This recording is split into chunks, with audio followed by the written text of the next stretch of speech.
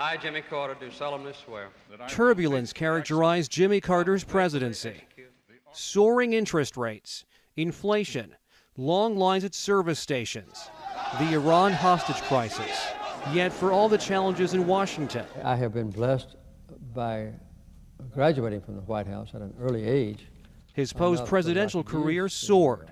For decades, a tireless peacemaker, a humanitarian, the winner of the Nobel Peace Prize.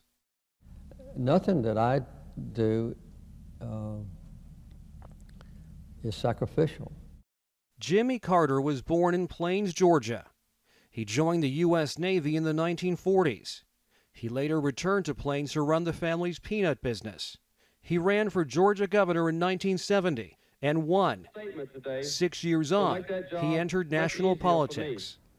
I look forward to working with President Ford and others like him who, even though divided by partisan affiliation, are united by a common devotion to this country.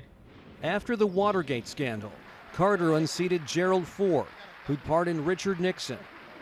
The nation's 39th president, he'd soon run into political headwinds. His energy plan floundered. An Arab oil embargo caused gas lines and runaway inflation. Carter claimed a crisis of confidence. The erosion of our confidence in the future is threatening to destroy the social and the political fabric of America.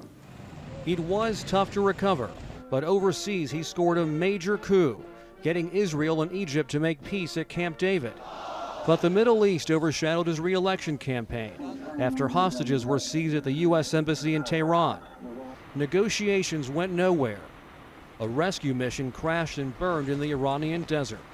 There was no fighting, there was no combat, but to my deep regret, 8 of the crewmen of the 2 aircraft which collided were killed. At will to the best of my ability. Ronald Reagan denied Jimmy Carter a second term in office. Yet his departure was hardly retirement.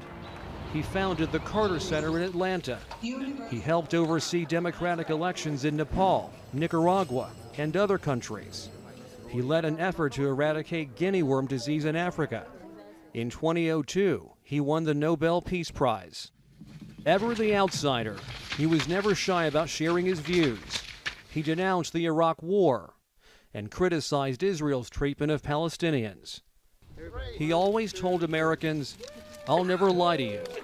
In 2015, he was diagnosed with metastatic melanoma, a type of skin cancer. His father, brother, and 2 sisters had all died of pancreatic cancer. You know, I've had a wonderful life. I've had thousands of friends, and I've had an exciting and adventurous and gratifying existence. Months on, when I went this week, they didn't find any cancer at all. So, remission. He stayed active. Praising God is praising God for who God is. Teaching Sunday school in his hometown of Plains and helping build homes for the poor. His wife, Rosalind Carter, for more than 70 years, never far from his side. I've said many times that, very truthfully, the best thing I ever had happen in my life was when she said she would marry me, and did.